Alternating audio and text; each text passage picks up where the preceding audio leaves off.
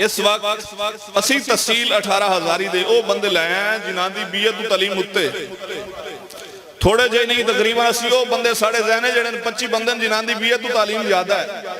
ये जमात फकत मौलवियां दी नहीं, इत्थे ग्रेजुएट भी बड़े यह भी मैं अर्ज कर सकना। तो साने पता है साढ़े च वो मौलवी ने तनात खान पढ़द्या पढ़द्या बमार सल्ला का इला रहमत लिल आलमीन नहीं पढ़ सकिया।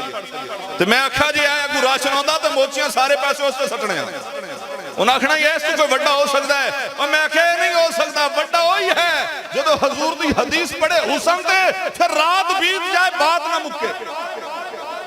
ते तुसी नाता सुनते रहे नाता सुनते रहे भाई हुण हर घर च नात खान जमया खलोंदा मौलवी नहीं जमदा। उन्होंने पता है इतने 5 मिनट ने झटका बिजली वाला तो जनाब हफ्ते का खर्चा पक्का है। ते भी बड़े सच्चे ने आजम जी जनाब ये जलसा नहीं है मिलाद है तो तुसी नात खान रोके और मैं आख्या साडे तू वड्डी हजूर दी नात पढ़न वाला कौन है? तुसी गल करदे हो इन्हां तू वड्डा होर सुनन वाला कौन है? ये हजूर दे दीवाने आए इन्हां दी जेबां च पैसे नहीं आए, ये इश्क मुस्तफा नाल आए। असी किसी 5 रुपए नहीं दिते, असी किसी की मिन्नत समाजत नहीं दी कीती। ए ओ मोअज़्ज़ज़ लोग हैं जिन्हां दा तल्लक फकत इत्थों दा नहीं। मैं सैयद दे गोडे ते हाथ रख के आख्या कि रांची तो आए तो फिर जनाब की रांची कोई थोड़ा जिहा तकरीबन 1450 किलोमीटर है। तो मैं आख्या हजूर दी मुहब्बत है, ना दिन मुकदा है ना रात मुकदी है ना बात मुकदी। इस वास्ते मैं तुहाडे सामने अर्ज कर रही हां कि जिस वजह नाल भी जनाब फकीर तुहाडे सामने हाजिर है हाजिर है वो आदन जेड़ियां पक्के ना अंदर खाजदियां बह रही है। इस तरह है कि नहीं?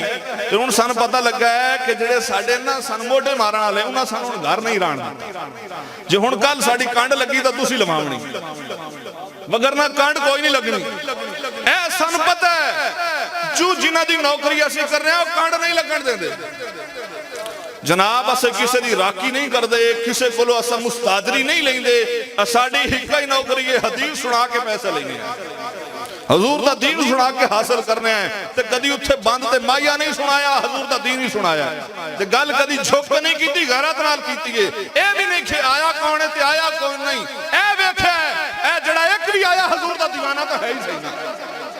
मियां शेर मोहम्मद शरपुरी रहमतुल्लाह अलैह आप जुमा पढ़ा के बाहर निकले, एक दरवेश आया, आपने फरमाया फकीरा लेट आया है।